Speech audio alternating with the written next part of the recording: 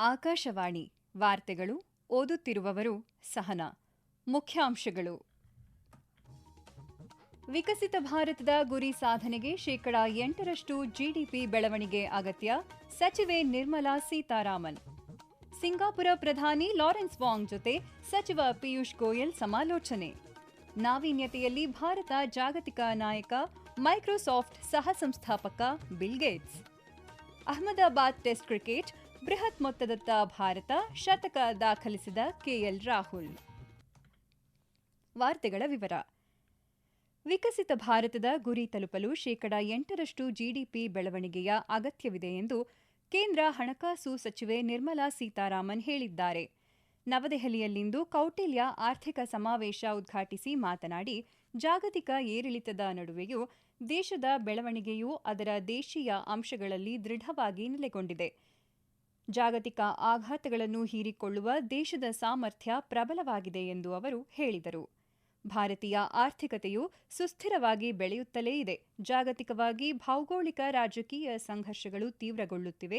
ಪ್ರಸ್ತುತ ಅಗತ್ಯಗಳನ್ನು ಪೂರೈಸಲು ಜಾಗತಿಕ ಸಂಸ್ಥೆಗಳಲ್ಲಿ ಸುಧಾರಣೆಗಳಾಗಬೇಕು ಎಂದು ಪ್ರತಿಪಾದಿಸಿದರು. ಪ್ರಧಾನಿ ನರೇಂದ್ರ ಮೋದಿ ಅವರು ಕಳೆದ ತಿಂಗಳು 22ರಂದು ಘೋಷಿಸಿದ ಜಿಎಸ್ಟಿ ಬಚತ್ ಉತ್ಸವದಿಂದ ಸಮಾಜದ ಎಲ್ಲಾ ವರ್ಗಗಳಿಗೆ ಪ್ರಯೋಜನ ದೊರೆಯುತ್ತಿದೆ. ಮುಂದಿನ ಪೀಳಿಗೆಯ ಜಿಎಸ್ಟಿ ಸುಧಾರಣೆಗಳು ದೇಶದ ಪರೋಕ್ಷ ತೆರಿಗೆ ವ್ಯವಸ್ಥೆಯನ್ನು ಸರಳಗೊಳಿಸುವತ್ತ ಇದು ಮಹತ್ವದ ಹೆಜ್ಜೆಯಾಗಿದೆ. ಸುಧಾರಣೆಗಳು ವಿವಿಧ ಸರಕು ಮತ್ತು ಸೇವೆಗಳ ಮೇಲಿನ ತೆರಿಗೆ ದರವನ್ನು ಕಡಿಮೆ ಮಾಡುವ ಮೂಲಕ ನಾಗರಿಕರಿಗೆ ಗಣನೀಯ ಪರಿಹಾರ ನೀಡುತ್ತಿವೆ. ಮುಂದಿನ ಪೀಳಿಗೆಯ ಜಿಎಸ್ಟಿ ಸುಧಾರಣೆಗಳ ಅಡಿಯಲ್ಲಿ ಗ್ರಾಹಕರಿಗೆ ಪರಿಹಾರ ನೀಡುವ ಸಲುವಾಗಿ ಸರ್ಕಾರ ಸಣ್ಣ ಕಾರುಗಳ ಮೇಲಿನ ತೆರಿಗೆ ದರವನ್ನು ಶೇಕಡಾ 18ರಿಂದ ಶೇಕಡಾ 28ಕ್ಕೆ ಇಳಿಸಿದೆ. ಈ ಕ್ರಮವು ಮಧ್ಯಮ ವರ್ಗದ ಕುಟುಂಬಗಳ ಮೇಲಿನ ಆರ್ಥಿಕ ಒತ್ತಡವನ್ನು ಕಡಿಮೆ ಮಾಡುತ್ತಿದೆ. ಇದರಿಂದ ಸಣ್ಣ ನಗರಗಳು ಮತ್ತು ಪಟ್ಟಣಗಳಲ್ಲಿ ಸಣ್ಣ ಕಾರುಗಳ ಮಾರಾಟವನ್ನು ಉತ್ತೇಜಿಸಿದಂತಾಗಿದೆ. ಏತನ್ಮಧ್ಯೆ ಜಿಎಸ್ಟಿ ಕೌನ್ಸಿಲ್ 350 ಸಿಸಿವರೆಗಿನ ದ್ವಿಚಕ್ರ ವಾಹನಗಳ ಮೇಲಿನ ತೆರಿಗೆ ದರವನ್ನು ಶೇಕಡಾ 18ಕ್ಕೆ ಇಳಿಸಿದೆ. ಇದು ಮೊದಲು ಶೇಕಡಾ 28 ತೆರಿಗೆ ಸ್ಲ್ಯಾಬ್ನ ಭಾಗವಾಗಿತ್ತು. ತೆರಿಗೆ ಕಡಿತವು ಖರೀದಿದಾರರಿಗೆ ಮಾತ್ರ ಪ್ರಯೋಜನವನ್ನ ನೀಡುವುದಲ್ಲದೆ ಉತ್ಪಾದನೆ ಮತ್ತು ಸಂಬಂಧಿತ ವಲಯಗಳಲ್ಲಿ ಉದ್ಯೋಗಾವಕಾಶಗಳನ್ನು ಸೃಷ್ಟಿಸುತ್ತಿದೆ. ಹೊಸ ಜಿಎಸ್ಟಿ ದರಗಳು ಜಾರಿಗೆ ಬರುತ್ತಿದ್ದಂತೆ ಸರ್ಕಾರವು ರಾಷ್ಟ್ರಗಳ ಆರ್ಥಿಕತೆಯ ಮೇಲೆ ಅಲೆಯ ಪರಿಣಾಮವನ್ನು ಬೀರುತ್ತದೆ. ಕೇಂದ್ರ ವಾಣಿಜ್ಯ ಸಚಿವ ಪಿಯೂಷ್ ಗೋಯಲ್ ಇಂದು ಸಿಂಗಾಪುರ ಪ್ರಧಾನಿ ಲಾರೆನ್ಸ್ ವಾಂಗ್ ಅವರನ್ನು ಭೇಟಿ ಮಾಡಿ ಉಭಯ ರಾಷ್ಟ್ರಗಳ ನಡುವಿನ ಸಮಗ್ರ ಕಾರ್ಯತಂತ್ರದ ಪಾಲುದಾರಿಕೆಯನ್ನು ಮತ್ತಷ್ಟು ಬಲಪಡಿಸುವ ಬದ್ಧತೆಯ ಬಗ್ಗೆ ಚರ್ಚೆ ನಡೆಸಿದರು. ಈ ಕುರಿತಂತೆ ಸಾಮಾಜಿಕ ಜಾಲತಾಣ ಎಕ್ಸ್ನಲ್ಲಿ ಪೋಸ್ಟ್ ಮಾಡಿರುವ ಅವರು, ಕೈಗಾರಿಕಾ ಪಾರ್ಕ್ ಅಭಿವೃದ್ಧಿಯಿಂದ ಕೃತಕ ಬುದ್ಧಿಮತ್ತೆಯಂತಹ ಉದಯೋನ್ಮುಖ ತಂತ್ರಜ್ಞಾನದವರೆಗೆ ಆರ್ಥಿಕ ಪಾಲುದಾರಿಕೆಯನ್ನು ಹೆಚ್ಚಿಸುವ ಬಗ್ಗೆ ಚರ್ಚೆ ನಡೆಯಿತು ಎಂದು ಹೇಳಿದ್ದಾರೆ. ಗೋಯಲ್ ಸಿಂಗಾಪುರ್ ಏರ್ಲೈನ್ಸ್ ಇಂಜಿನಿಯರಿಂಗ್ ಕಂಪನಿಯ ಸಿಇಒ ಚಿನ್ ಯೌ ಸಿಂಗ್ ಅವರನ್ನು ಭೇಟಿಯಾಗಿ ವಾಯುಯಾನ ನಿರ್ವಹಣೆ, ದುರಸ್ತಿ ಮತ್ತು ಕೂಲಂಕುಷ ಪರೀಕ್ಷಾ ವಲಯದಲ್ಲಿ ಭಾರತ ಸಿಂಗಾಪುರ ದೇಶಗಳ ನಡುವಿನ ಸಹಕಾರವನ್ನು ಬಲಪಡಿಸುವ ಬಗ್ಗೆ ಚರ್ಚಿಸಿದರು. ಬಿಹಾರದಲ್ಲಿ ಇಂದು ಭಾರೀ ಮಳೆಯಾಗುವ ಸಾಧ್ಯತೆ ಇದೆ ಎಂದು ಭಾರತೀಯ ಹವಾಮಾನ ಇಲಾಖೆ ಹೇಳಿದ್ದು, ಈ ಸಂಬಂಧ ರೆಡ್ ಅಲರ್ಟ್ ಮುನ್ನೆಚ್ಚರಿಕೆ ನೀಡಿದೆ. ಛತ್ತೀಸ್ಗಢ, ಮಧ್ಯಪ್ರದೇಶ, ಪೂರ್ವ ಉತ್ತರ ಪ್ರದೇಶ, ಜಾರ್ಖಂಡ್, ಒಡಿಶಾ ಮತ್ತು ಪಶ್ಚಿಮ ಬಂಗಾಳ ಸೇರಿದಂತೆ ಈಶಾನ್ಯ ಭಾರತದಲ್ಲಿ ಇಂದು ಭಾರೀ ಮಳೆಯಾಗುವ ಸಾಧ್ಯತೆ ಇದೆ. ಕರಾವಳಿ ಆಂಧ್ರಪ್ರದೇಶ, ತಮಿಳುನಾಡು, ಪುದುಚೇರಿ ಮತ್ತು ಕಾರೈಕಲ್ನಲ್ಲೂ ಭಾರೀ ಮಳೆಯಾಗುವ ಸಂಭವವಿದೆ. ಈ ಮಧ್ಯೆ ಪೂರ್ವ ಉತ್ತರ ಪ್ರದೇಶ, ಕರ್ನಾಟಕದ ಒಳನಾಡು, ಉಪ ಹಿಮಾಲಯ, ಪಶ್ಚಿಮ ಬಂಗಾಳ, ತೆಲಂಗಾಣ ಮತ್ತು ಪೂರ್ವ ರಾಜಸ್ಥಾನದಲ್ಲಿ ಇಂದು ಮಿಂಚು ಮತ್ತು ಬಿರುಗಾಳಿಯೊಂದಿಗೆ ಗುಡುಗು ಸಹಿತ ಮಳೆಯಾಗುವ ಸಂಭವವಿದೆ. ಅಮೆರಿಕದೊಂದಿಗಿನ ವ್ಯಾಪಾರ ಮಾತುಕತೆಗಳಲ್ಲಿ ಭಾರತದ ವಿಧಾನವು ಸಮರ್ಪಕವಾಗಿದೆ ಎಂದು ಅಮೆರಿಕದ ವ್ಯಾಪಾರ ಪ್ರತಿನಿಧಿ ಜೇಮಿಸನ್ ಗ್ರೀರ್ ಹೇಳಿದ್ದಾರೆ. ಎರಡೂ ದೇಶಗಳು ಈ ನಿಟ್ಟಿನಲ್ಲಿ ಒಪ್ಪಂದ ಮಾಡಿಕೊಳ್ಳಲು ಪ್ರಯತ್ನಿಸುತ್ತಿವೆ ಎಂದಿದ್ದಾರೆ. ನ್ಯೂಯಾರ್ಕ್ನ ಎಕನಾಮಿಕ್ ಕ್ಲಬ್ನಲ್ಲಿ ಅವರು ಮಾತನಾಡಿ, ಭಾರತದೊಂದಿಗೆ ನಡೆಯುತ್ತಿರುವ ಮಾತುಕತೆಗಳ ಬಗ್ಗೆ ಪ್ರಸ್ತಾಪಿಸಿದರು. ಅಮೆರಿಕವು ಸಾರ್ವಭೌಮ ರಾಷ್ಟ್ರಕ್ಕೆ ನಿಯಮಗಳನ್ನು ನಿರ್ದೇಶಿಸಲು ಪ್ರಯತ್ನಿಸುತ್ತಿಲ್ಲ ಎಂದು ಪ್ರತಿಪಾದಿಸಿದರು. ಯುಕ್ರೇನ್ನಲ್ಲಿ ಯುದ್ಧವನ್ನು ಕೊನೆಗೊಳಿಸುವ ಅಮೆರಿಕದ ಉದ್ದೇಶವನ್ನು ನವದೆಹಲಿ ಅರ್ಥ ಮಾಡಿಕೊಂಡಿದೆ ಮತ್ತು ಈಗಾಗಲೇ ತನ್ನ ಇಂಧನ ಅಗತ್ಯಗಳನ್ನು ವೈವಿಧ್ಯಗೊಳಿಸುತ್ತಿದೆ ಎಂದರು. ಈ ವಾರ್ತೆಗಳನ್ನು ಆಕಾಶವಾಣಿಯಿಂದ ಕೇಳುತ್ತಿದ್ದೀರಿ. ಈಗ ಒಂದು ವಾಣಿಜ್ಯ ಪ್ರಕಟಣೆ, ನಂತರ ವಾರ್ತಾ ಪ್ರಸಾರ ಮುಂದುವರಿಯುವುದು. ವಾವ್, ನಿನ್ ಕೈತೋಟ ಎಷ್ಟ್ ಚೆನ್ನಾಗಿದೆಯಲ್ಲೇ. ಯಾಕಂದ್ರೆ ಇದಕ್ ಬೇಕಾದ ಗೊಬ್ಬರನ ಮನೆಯಲ್ಲೇ ಉತ್ಪತ್ತಿಯಾಗೋ ಹಸಿ ಕಸದಿಂದ ತಯಾರಿಸ್ತೀನಿ. ಹೌದಾ, ಅದೆಂಗಪ್ಪ? ಪೈಪ್ ಕಾಂಪೋಸ್ಟಿಂಗ್, ಪಿಟ್ ಕಾಂಪೋಸ್ಟಿಂಗ್, ಈ ರೀತಿ ಬೇರೆ ಬೇರೆ ವಿಕೇಂದ್ರೀಕೃತ ವಿಧಾನದಿಂದ ಗೊಬ್ಬರನ ತಯಾರಿಸ್ಕೋಬಹುದು ಕಣೆ. ಒಟ್ನಲ್ಲಿ ಕಸದಿಂದ ರಸ ಅನ್ನಮ್ಮ. ಹಾ, ಹಸಿ ತ್ಯಾಜ್ಯದಿಂದ ಗೊಬ್ಬರ ತಯಾರಿಸಿ ತ್ಯಾಜ್ಯ ನಿರ್ವಹಣೆಗಿರುವ ಸುಲಭ ಮಾರ್ಗ ಪಾಲಿಸಿ. ಪ್ರಕಟಣೆ ರಾಜ್ಯ ಅಭಿಯಾನ ನಿರ್ದೇಶನಾಲಯ, ಸ್ವಚ್ಛ ಭಾರತ್ ಮಿಷನ್, ನಗರ ಯೋಜನೆ, ಕರ್ನಾಟಕ ಸರ್ಕಾರ.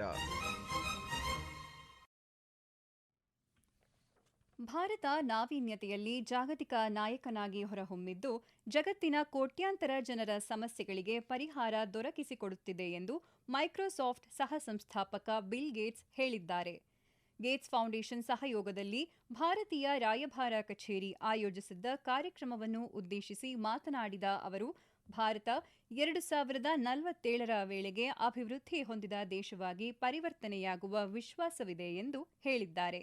ಮಹಾತ್ಮ ಗಾಂಧೀಜಿಯವರ 156ನೇ ಜಯಂತಿ ಅಂಗವಾಗಿ ಈ ಕಾರ್ಯಕ್ರಮ ಆಯೋಜಿಸಲಾಗಿದ್ದು, ಇಲ್ಲಿ ಭಾರತೀಯ ಸಂಸ್ಕೃತಿ, ಕಲೆ, ಪರಂಪರೆಯನ್ನು ಪ್ರತಿಬಿಂಬಿಸುವ ವಿಶೇಷತೆಗಳಿಗೆ ಆದ್ಯತೆ ನೀಡಲಾಗಿತ್ತು.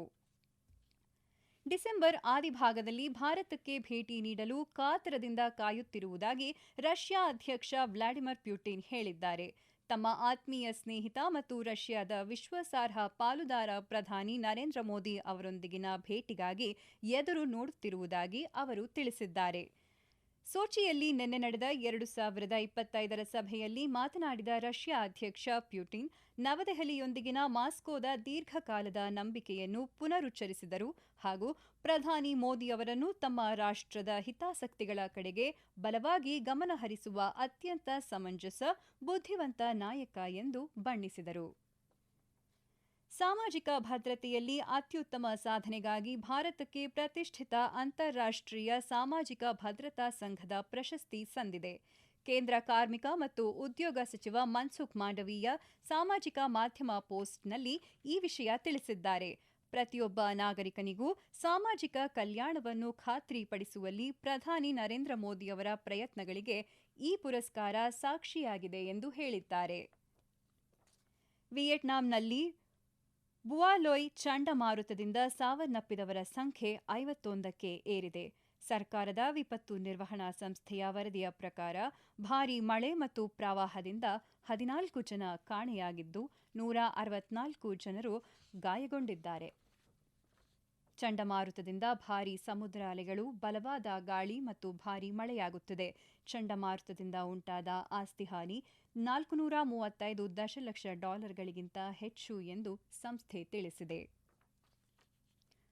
ಬಿಹಾರ ಮುಖ್ಯಮಂತ್ರಿ ನಿತೀಶ್ ಕುಮಾರ್ ಅವರು ಮುಖ್ಯಮಂತ್ರಿ ಮಹಿಳಾ ರೋಜ್ಗಾರ್ ಯೋಜನೆಯಡಿಯಲ್ಲಿ ಇಂದು 25 ಲಕ್ಷ ಮಹಿಳಾ ಫಲಾನುಭವಿಗಳ ಬ್ಯಾಂಕ್ ಖಾತೆಗಳಿಗೆ ತಲಾ ₹10,000 ವರ್ಗಾಯಿಸಲಿದ್ದಾರೆ. ಬಿಹಾರ ವಿಧಾನಸಭಾ ಚುನಾವಣೆ ಹಿನ್ನೆಲೆಯಲ್ಲಿ ಪರಿಚಯಿಸಲಾದ ಈ ಯೋಜನೆಯು ಮಹಿಳೆಯರನ್ನು ಆರ್ಥಿಕವಾಗಿ ಸ್ವಾವಲಂಬಿ, ಸಬಲೀಕರಣಗೊಳಿಸುವ ಮತ್ತು ವಲಸೆ ತಡೆಯುವ ಗುರಿ ಹೊಂದಿದೆ. ಅಹಮದಾಬಾದ್ನ ನರೇಂದ್ರ ಮೋದಿ ಕ್ರೀಡಾಂಗಣದಲ್ಲಿ ಭಾರತ ವೆಸ್ಟ್ ಇಂಡೀಸ್ ನಡುವಿನ ಮೊದಲ ಕ್ರಿಕೆಟ್ ಟೆಸ್ಟ್ ಪಂದ್ಯದ 2ನೇ ದಿನದಾಟ ಪ್ರಗತಿಯಲ್ಲಿದೆ. ಭಾರತ ಬೃಹತ್ ಮೊತ್ತ ದಾಖಲಿಸುವತ್ತ ಮುನ್ನಡೆದಿದೆ. ಕೆಎಲ್ ರಾಹುಲ್ ಆಕರ್ಷಕ ಶತಕ ದಾಖಲಿಸಿದ್ದು, ಅವರಿಗೆ ವಿಕೆಟ್ ಕೀಪರ್ ಧ್ರುವ್ ಜುರೆಲ್ ಜೊತೆಯಾಗಿದ್ದಾರೆ. ಇದು ಕೆಆರ್ ರಾಹುಲ್ ಅವರ 11ನೇ ಟೆಸ್ಟ್ ಶತಕವಾಗಿದ್ದು, ಭಾರತದ ನೆಲದಲ್ಲಿ 2ನೇಯ ಶತಕವಾಗಿದೆ. ವೆಸ್ಟ್ ಇಂಡೀಸ್ ತನ್ನ ಮೊದಲ ಇನ್ನಿಂಗ್ಸ್ನಲ್ಲಿ 162 ರನ್ಗಳಿಗೆ ಆಲ್ಔಟ್ ಆಯಿತು. ಇಂದು ಬ್ಯಾಟಿಂಗ್ ಮುಂದುವರೆಸಿರುವ ಭಾರತ ಇತ್ತೀಚಿನ ವರದಿ ಬಂದಾಗ 4 ವಿಕೆಟ್ ನಷ್ಟಕ್ಕೆ 273 ರನ್ ಗಳಿಸಿ ಆಡುತ್ತಿದೆ. ಕೊನೆಯಲ್ಲಿ ಮತ್ತೊಮ್ಮೆ ಮುಖ್ಯಾಂಶಗಳು. ವಿಕಸಿತ ಭಾರತದ ಗುರಿ ಸಾಧನೆಗೆ 8% ಜಿಡಿಪಿ ಬೆಳವಣಿಗೆ ಅಗತ್ಯ, ಸಚಿವೆ ನಿರ್ಮಲಾ ಸೀತಾರಾಮನ್. ಸಿಂಗಾಪುರ ಪ್ರಧಾನಿ ಲಾರೆನ್ಸ್ ವಾಂಗ್ ಜೊತೆ ಸಚಿವ ಪಿಯೂಷ್ ಗೋಯಲ್ ಸಮಾಲೋಚನೆ. ನಾವೀನ್ಯತೆಯಲ್ಲಿ ಭಾರತ ಜಾಗತಿಕ ನಾಯಕ, ಮೈಕ್ರೋಸಾಫ್ಟ್ ಸಹ ಸಂಸ್ಥಾಪಕ bill Gates. Ahmedabad test cricket, ಬೃಹತ್ ಮೊತ್ತದತ್ತ ಭಾರತ, ಶತಕ ದಾಖಲಿಸಿದ ಕೆಎಲ್ ರಾಹುಲ್. ಇಲ್ಲಿಗೆ ವಾರ್ತಾ ಪ್ರಸಾರ ಮುಕ್ತಾಯವಾಯಿತು. ನಮ್ಮ ಮುಂದಿನ ವಾರ್ತಾ ಪ್ರಸಾರ ಈ ಮಧ್ಯಾಹ್ನ 2:30ಕ್ಕೆ.